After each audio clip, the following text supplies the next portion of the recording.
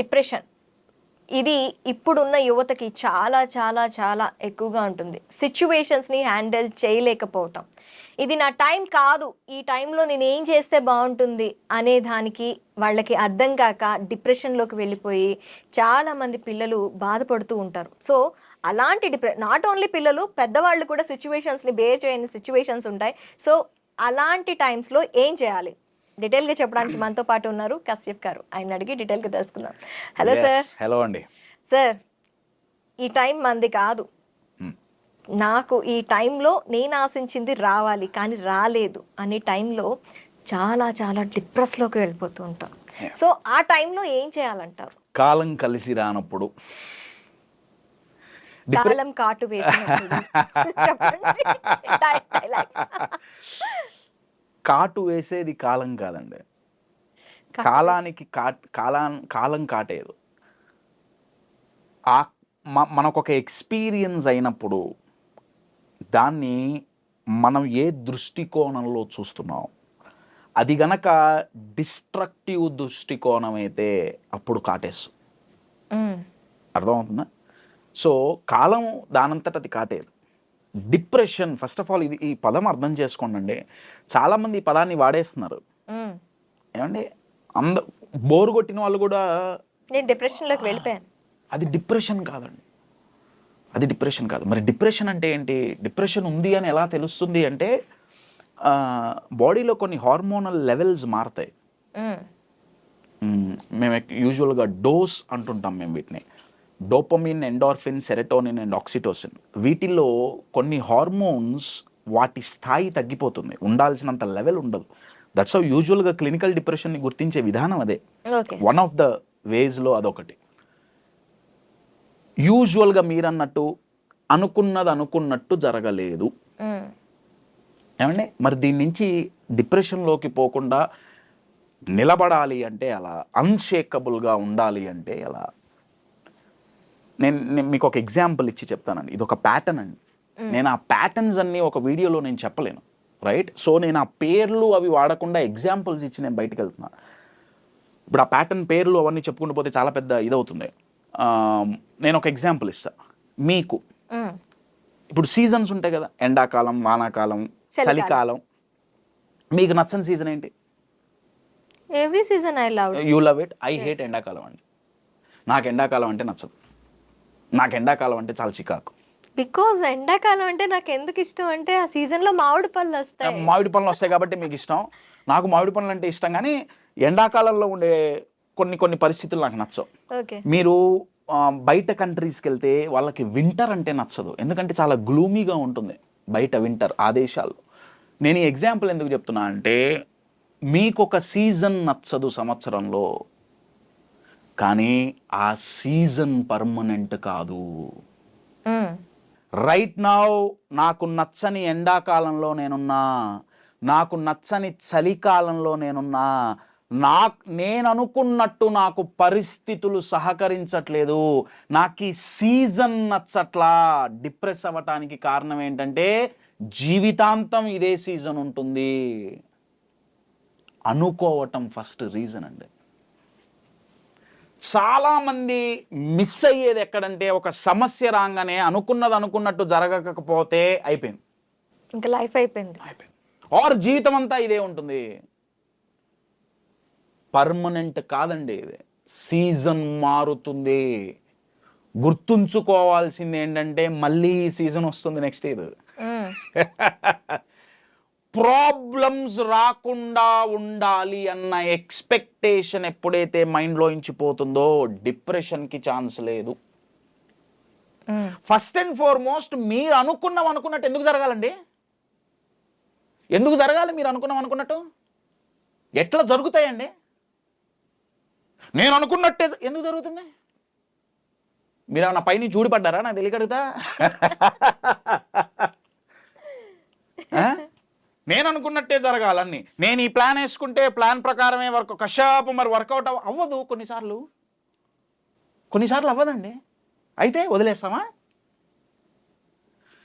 ఇది ఎట్లుందంటే నాకు కాలం కలిసి రాలా, నేను రోడ్డు మీద వెళ్తున్నా, ఒక చోటికి వెళ్దాం అనుకుంటున్నా, మధ్యలో ఒక ట్రాఫిక్ సిగ్నల్ రెడ్గా వచ్చింది, అబ్బా రెడ్గా వచ్చింది, నేను డిప్రెస్ అయ్యా. గ్రీన్గా మారుతుంది, గుర్తుపెట్టుకోవాలి. అది గ్రీన్గా మారుతుంది. రెడ్ సిగ్నల్ పర్మనెంట్ కాదు, ప్రాబ్లమ్స్ కూడా పర్మనెంట్ కాదు. ఇది బాగా బాగా గుర్తుపెట్టుకోండి. అనుకున్నట్టు జరగవు. ఆ జరగనప్పుడు మీరు దాన్ని అంగీకరించి వచ్చిన సిచ్యువేషన్ని ఎలా అడ్వాంటేజ్ తీసుకోవాలి అనేది గనక మీరు ఆలోచిస్తే అప్పుడు డిప్రెషన్లోకో బాధపడటమో కాదు, మీరు తిరగబడి ఇన్నోవేటివ్గా ఆలోచిస్తారు. నేను యూజువల్గా ఇది ఎక్కడ చెప్పను, ఏదో ఒక ట్రెండు ఇంటర్వ్యూస్లో చెప్పను, నేను ఎక్కడ షేర్ చేసుకోవాలా. నేను ఒక ఎగ్జాంపుల్ షేర్ చేస్తాను. అనుకున్నట్టు జరగకపోవటం, కాలం కలిసి రాకపోవటం, ఈ మాటలు ఏదైతే ఉన్నాయో, ఎందుకంటే ఇది జూన్ కదా, జూన్ నా లైఫ్లో నాకు ఎన్నో ఇచ్చింది, ఎన్నో తీసేసింది. జూన్ నెల ఎందుకు ఎక్కువ జూన్లోనే జరుగుతుంటాయి. నా లైఫ్లో highest ups and lowest downs జూన్లోనే యూజువల్గా జరుగుతున్నాయి. ఎందుకనేది నాకు తెలియదు, అది కోయిన్సిడెన్స్ ఏమో. 2020 June, COVID first lockdown. Kashyap అంటే ఎవరికి తెలియదు ఆ రోజుల్లో. నా యూట్యూబ్ ప్రెజెన్స్ ఏం లేదు. నేను తెలుగు రాష్ట్రాల్లోకి వచ్చి చాలా తక్కువ టైం అయింది. అప్పట్లో నేను బెంగళూరులో ఉండేవాడిని. కోవిడ్ ఫస్ట్ లాక్డౌన్లో జూన్ 19th నా కూతురు పుట్టింది. వీ వర్ సెలబ్రేటింగ్ ఫస్ట్ సంతానం. నేను నా భార్య పేరెంట్స్ అయ్యామన్న ఆనందంలో ఉన్నాం. జూన్ 19 శుక్రవారం పూట కూతురు పుట్టింది. శుక్రవారం సాయంత్రం పూట కూతురు పుట్టింది. జూన్ 21 సాయంత్రం కల్లా చనిపోయింది. Sorry, 48 hours. Sorry, very sorry. అనుకున్నట్టు జరగలేదు. జీవితం వదిలేసుకోవాలా? వదిలేసుకుంటామా? మార్చగలమా దాన్ని? చాలామంది డిప్రెషన్లోకి పోవటానికి కారణం ఏంటంటే, పాస్ట్లో ఇది జరిగింది. మీరు ఎంత ఆలోచించినా మీ పాస్ట్ మారదు. నేను ఎంత ఏడ్చినా, నేను, నా భార్య, నా ఫ్యామిలీ ఎన్ని సంవత్సరాలు ఏడ్చినా, ఈస్ట్ మారేడుపల్లి శ్మశానంలో పూడ్చిపెట్టిన నా కూతురు బయటికి రాదు. ఇది నేను అంగీకరిస్తే నేను డిప్రెషన్లోకి పోను. అర్థమవుతుందా అండి?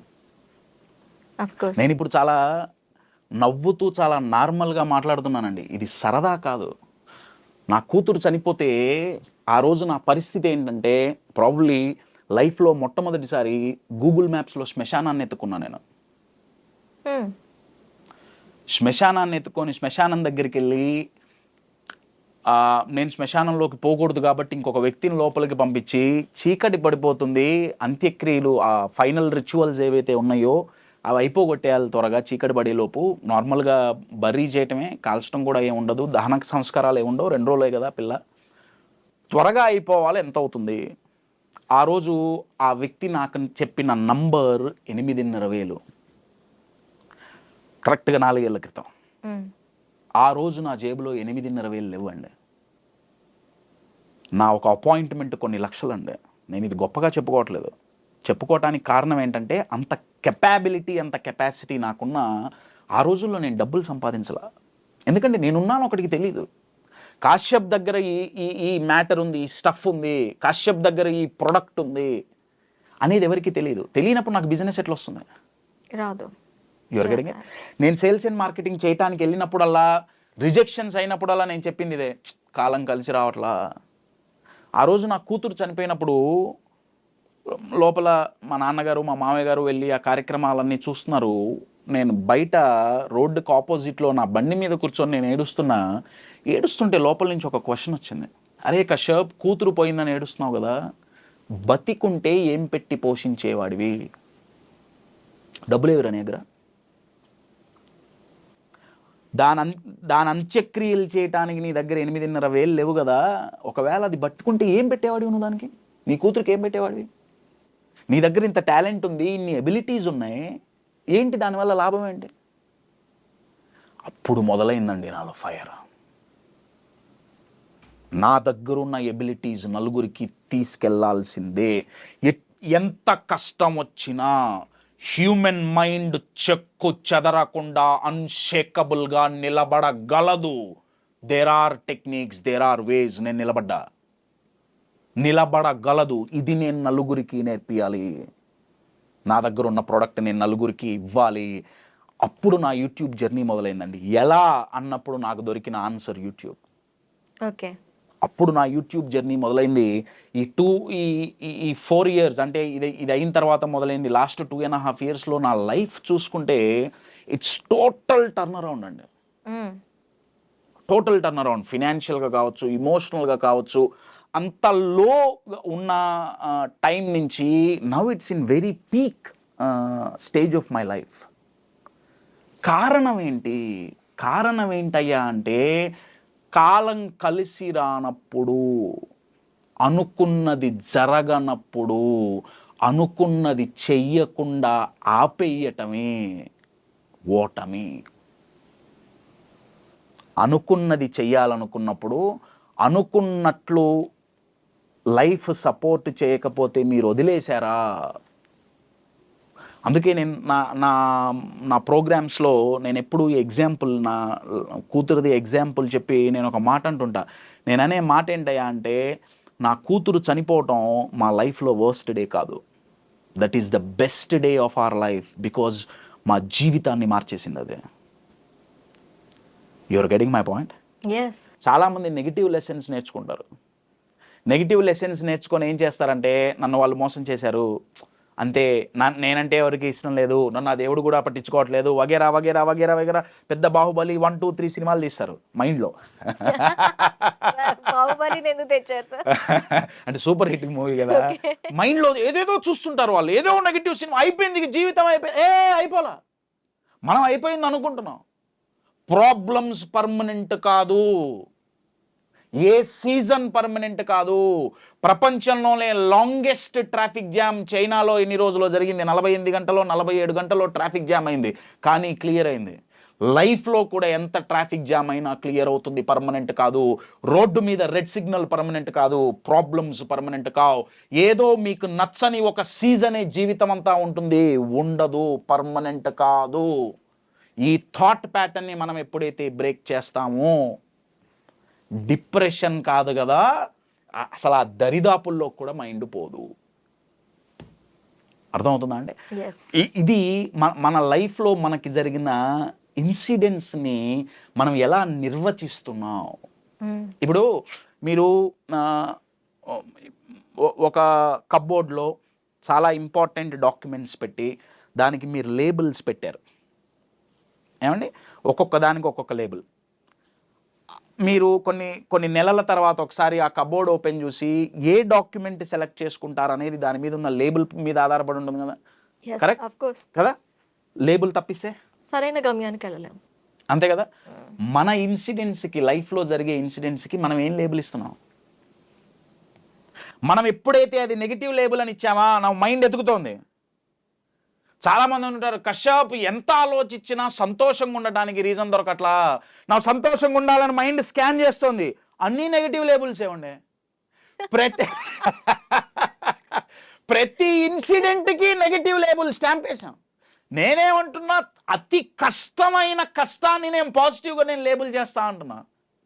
కూతురు చనిపోవటం పాజిటివ్ ఎలా అయిందండి? You take that positive. ఆ సిచ్యువేషన్లో తను ఉంటే తనని ఎలా బ్రతికించుకోగలను అనే థాట్ మిమ్మల్ని పాజిటివ్ వైపు నడిపింది. ఆ రోజు నేను డిసైడ్ అయ్యండి, నా కారణంగా నేనైనా నా ఫ్యామిలీ అయినా ఫినాన్షియల్గా సఫర్ అవ్వకూడదు. అప్పటి వరకు సేవ అనే దాంట్లో నేను ఎక్కువ ఫ్రీగా ఇచ్చేసా అన్నీ. నా దగ్గరున్న కంటెంట్ నేను అన్ని ఫ్రీ క్లాసులు, ఫ్రీ ఫ్రీ ఫ్రీ వర్కౌట్ అవ్వదండి. వర్కౌట్ అవ్వదు, డబ్బులు కావాలి. ఏది ఫ్రీగా పంచిపెట్టుకో. ఎస్, డబ్బులు కావాల్సిందే. సో అది చాలా ఫైర్. ఇంకొక ఫైర్ ఏం చేసిందంటే, అది ఆ ఇన్సిడెంట్ మమ్మల్ని, మా జీవితం మారింది అని నేను ఎందుకంటున్నా అంటే, ఒక ఫినాన్షియల్గానే కాదు. మేము ఒక వారం 10 రోజుల తర్వాత నేను నా భార్య కూర్చొని ఆలోచించినప్పుడు, నేను నా భార్య చాలా స్ట్రాంగ్గా నిలబడ్డాం. ఆ టైంలో ఏదైనా సరే నించోవాల్సిందే. మేమిద్దరం స్ట్రాంగ్గా నిలబడబట్టి మా 2 ఫ్యామిలీలు స్ట్రాంగ్గా నిలబడ్డాయి. ఇటు నా వైపు అయినా, మా అమ్మ నాన్న అయినా, అటువైపు మా అత్తయ్య గారు మామయ్య గారు అయినా, వాళ్ళ మైండ్లో నడిచింది ఏంటంటే పిల్లలు వీళ్ళే గట్టిగా ఉన్నారు, మనం ఎందుకు పడిపోవాలి. నాకు ఆ రోజు అనిపించింది ఏంటంటే ఒక ఇంట్లో ఒక వ్యక్తి మానసికంగా దృఢంగా ఉంటే హోల్ ఫ్యామిలీ కాపాడబడుతుంది. నేను స్టేజ్ మీదకి ఎందుకు వెళ్ళాలి, నా ఆడియన్స్ని ఒక్కొక్కళ్ళ ఇంట్లో ఒక్క వ్యక్తిని మానసికంగా దృఢంగా చేయగలిగామా, దేశం ఎటెళ్ళాలండి, ఎటెళ్తుంది దేశం. మన దేశం పడిపోవటానికి పడిపోవాలన్నా ఎదగాలన్నా కారణాలు రెండు. ఒకటి ఎకానమీ, రెండొక ఏంటయ్యా అంటే ఇమోషనల్ హెల్త్ అండి. ఇది చాలామందికి తెలియదు. ఇమోషనల్ హెల్త్, మానసికంగా దేశం కుంగిపోతుందండి. మానసికంగా గట్టిగా ఎక్కడున్నాం. అవతల దేశం బాంబులేస్తే తట్టుకొని తిరిగి మనం బాంబులు వేయగలుగుతున్నాం. అణుసంపద చాలా ఉంది, బ్రహ్మాండం, వెరీ గుడ్, ఉండాలి, నేను కాదనట్లా. కానీ మన పక్క వాళ్ళు మనల్ని 2 మాటలంటే డిమోటివేట్ చేయడానికి ప్రయత్నిస్తే మనం డిమోటివేట్ అయిపోతే, బయట నుంచి వ్యాధులు వస్తే తట్టుకోవడానికి బాడీలో ఇమ్యూనిటీ పెంచుకున్నామే, బయట సమస్యలు వస్తే తట్టుకొని నించోవడానికి ఇమోషనల్ ఇమ్యూనిటీ ఉందా, తట్టుకొని నిలబడగలుగుతున్నావా. 2 ఫెయిల్యూర్స్ అయితే చచ్చిపోవటం ఏంటండి, 2 మాటలు అన్నారని బాధపడటం ఏంటండి, నాకు తెలియగలుగుతా. అంటే అది తట్టుకునే శక్తి మన మైండ్కి లేదా, మైండ్కుంది, మనం ఇది ఇవ్వట్లా. నేను అందుకే అంటాను, సమస్యలు ఇమోషనల్ వ్యాక్సిన్స్ అండి. మనకు రోగం వచ్చింది, అన్నీ మూసుకొని కూర్చునే రోగం 3 ఏళ్ల క్రితం వ్యాక్సిన్లు వేయించుకున్నాం కదా. వ్యాక్సిన్ వేయించుకుంటే ఏమైంది, లోపల ఇమ్యూనిటీ పెరిగింది, బయట వైరస్ చచ్చిపోయిందా, చచ్చిపోలా, వైరస్ ఇప్పటికీ ఉంది. ఇండియాలో పోలియో లేదు, పోలియో వైరస్ లేదా, పోలియోకి మనకి ఇమ్యూనిటీ వచ్చిందా, మనకి ఇమ్యూనిటీ వచ్చింది. మన ఇమ్యూనిటీని ఫిజియలాజికల్గా అయితే ఒక వ్యాక్సిన్ మనకి ఇమ్యూనిటీ పెంచుతుంది. సైకలాజికల్గా ఇమ్యూనిటీ పెరగాలంటే, ఆ అన్షేకబుల్గా నించోవాలి అంటే ఆ వ్యాక్సిన్ పేరే ప్రాబ్లమ్స్ అండి. అవి మనల్ని ఇమ్యూన్గా చేయగలవండి, చాలా గట్టిగా చేయగలవు. కానీ ఆ ప్రాబ్లంకి మన మైండ్లో మనం ఏం లేబుల్ పెట్టాం, నెగటివ్. ప్రాబ్లమ్సే వద్దు. ఇంకెదగమంటే ఎదగలేము. ఎట్లా ఎదుగుతామండి. ఇప్పుడు నేను వచ్చి కోచింగ్ ఇవ్వాలనుకోండి, నేను ఎంతో కొంత చార్జ్ చేస్తా కదా. మీకు ఇష్టమైన సబ్జెక్టు, మీకు ఇష్టమైన వ్యక్తి, ఆ సబ్జెక్ట్లో నిష్ణాతులు మీకు వచ్చి ఫ్రీగా నేర్పిస్తా అంటే ఎంత బాగుంటుందా, బాగుంటుందా. ఎలా ఎదగాలో నేర్పించే ఒక అద్భుతమైన కోచ్, లైఫ్ మనకి గిఫ్ట్ ఇచ్చే కోచ్, గ్రోత్ కోచ్ అంటా నేను. ఆ కోచ్ పేరే ప్రాబ్లమ్స్. ఫ్రీ అండి, ఫ్రీగా వచ్చి నేర్పిస్తున్నాయి ఎలా ఎదగాలో. కానీ మనం దాన్ని చూసే కళ్ళద్దం ఏంటి, ప్రాబ్లమ్స్ అంటే నెగిటివ్. ప్రాబ్లమ్స్ పాజిటివ్ కూడా కాదండి, నెగిటివ్ కూడా కాదు. Problems are productive, problems are growth coaches. So depression ఎక్కడి నుంచి వస్తుందండి, మైండ్ ఇలా ఉండే. మైండ్ గనక చాలా గట్టిగా ఉందనుకోండి, ఇప్పుడు భారతదేశాన్ని ఎవరు, ఏ దేశమైనా, ఏ శత్రు సైన్యమైనా అంత ఈజీగా ఎందుకు పాడు చేయలేకపోతుంది, ఎందుకంటే మన సైన్యం చాలా గట్టిగా ఉంది. బోర్డర్స్ మొత్తం చాలా అలర్ట్లో ఉన్నాయి, చాలా గట్టిగా ఉన్నారు. మన సైనికులు బలంగా ఉంటే అవతల వాళ్ళు ఎన్ని దాడులు చేసినా తట్టుకొని నిలబడటమే కాదు, తిరగబడి కొట్టగలం. మరి మానసికంగా బయట 4 మాటలు అన్నారు, వాళ్ళు ఒక 4 సైనికులు వస్తున్నారు, నీకు చేత కాదు, నీ వల్ల కాదు, నువ్వు దండగా, నువ్వు వేస్ట్, 4 సైనికులు వస్తున్నారు. నువ్వు ఆ సైనికులు మైండ్లోకి ఎంటర్ అవ్వకుండా ఇక్కడ మనం ఒక బోర్డర్ రెడీగా పెట్టుకోవాలండి. దాని పేరే బిలీఫ్, ఆత్మవిశ్వాసం, అదే కదా. సో అది బాగా ఉన్నప్పుడు డిప్రెషన్లోకి పోం. సో కంక్లూడ్ చేయటానికి కాలం ఎప్పుడూ కలిసి రాదు. మీరు అనుకున్నవి అనుకున్నట్టు ప్రతిసారి జరగవు. ప్రిపేర్ అవ్వండి మెంటల్గా. ప్లాన్ ఏ ఎప్పుడైతే పోతుందో ప్లాన్ బి ఖచ్చితంగా ఉండాలి. ప్లాన్ జెడ్ వరకు ఉన్నా కూడా ఒక్కోసారి ఫెయిల్ అయితే, ప్లాన్స్ ఫెయిల్ అయితే ఏదో ఒక టైంలో ప్లాన్లు ఫెయిల్ అవ్వకుండా ఉండవు. మీరు ఎన్ని ప్లాన్లు పెట్టుకున్నా కానీ that is the rule of nature అండి. లైఫ్లో సమస్యలు ఉంటాయి, లైఫ్లో కష్టాలుంటాయి, బిజినెస్లో నష్టాలుంటాయి, రిలేషన్షిప్లో గొడవలుంటాయి. మెంటల్గా ప్రిపేర్ అవ్వండి.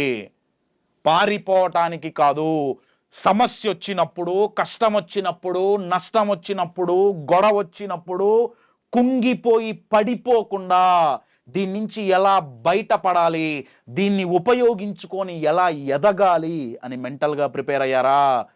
కష్టాలు, నష్టాలు, సమస్యలు వస్తాయని మనం భయపడం. అప్పుడు నలుగురి దగ్గరికి పోయి అడుక్కునే బాధ తప్పుతుంది. అయ్యా నేనేం చేస్తే నా కష్టాలు పోతాయి, అయ్యా నేనేం పెట్టుకుంటే కష్టం పోతుంది, నేనేం చేస్తే ఏ రంగు చొక్కా వేసుకుంటే నా కష్టం పోతుంది, నా ఫోన్ నంబర్లో ఏ నంబర్ మారిస్తే నా లైఫ్ బాగుంటుంది. మీ ఫోన్ నంబర్లు మార్చుకున్నా, మీరు ఎన్ని నంబర్లు చేతి మీద రాచుకున్నా కష్టాలు నష్టాలు రాని జీవితం ఉండదు, వస్తాయి. గుర్తుపెట్టుకోండి. Yes, absolutely. క్రికెట్లో బాల్ ఫాస్ట్గా వస్తుందండి, నువ్వు బాల్ ఫాస్ట్గా వేద్దు నాకు దెబ్బ తగులుతుంది అంటాడా? వాడు లెగ్ ప్యాడ్స్, హెల్మెట్ అన్ని పెట్టుకొని పోతాడండి. మరి లైఫ్ అనే ఆట ఎట్లా ఆడుతున్నావు?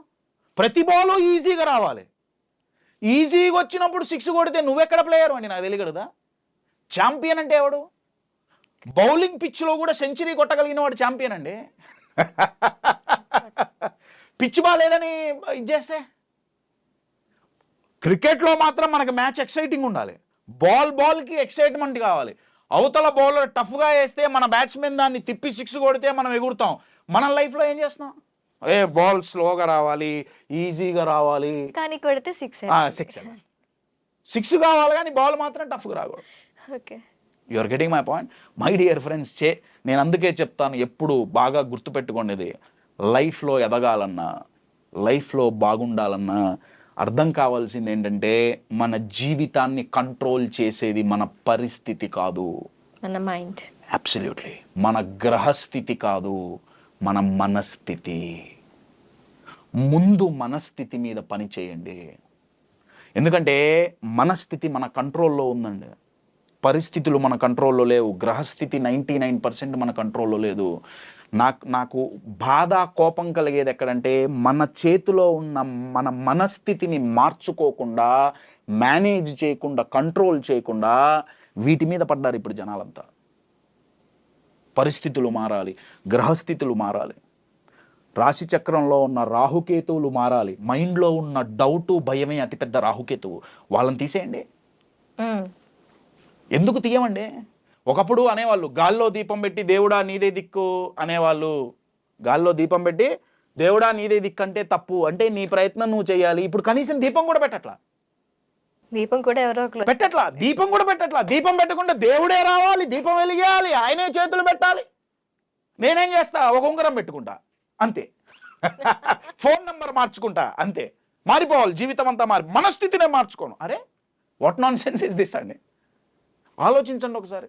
నేను దానికి అగెయిన్స్ట్ కాదండి, నేను దానికి అగెయిన్స్ట్గా నేను మాట్లాడలా. నేనేమంటున్నా అంటే హ్యూమన్ బీయింగ్కి అది దేవుడైనా యూనివర్స్ అయినా సరే ఇచ్చిన ఒక అద్భుతమైన గిఫ్ట్ ఏంటయా అంటే మైండ్ అండి, మన మనస్థితి. దాన్ని మనం బాగు చేసుకుంటే లైఫ్ చాలా బాగుపడుతుంది. ఓకే, ఓ ఎస్. Thank you sir.